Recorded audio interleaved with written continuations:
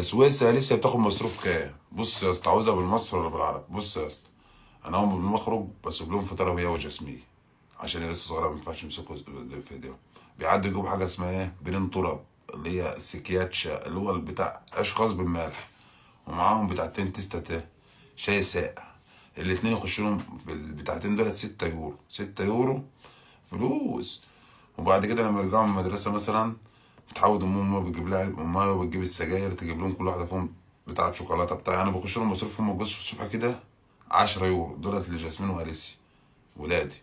لما انا برجع بالليل انا متفق معاهم، اليسا يوم تخرج معايا، نطلع نلف شويه، نجيب لها اللي هي عاوزاه، نقعد على البار، نجيب لنا واحد على واحد شاي ساقع وواحد عصير اي حاجه، والتانية تخرج معايا في يوم. فهم ممكن يخش لهم هم مصاريفهم الشخصيه 12 يورو، 14 يورو في اليوم الاطفال بس.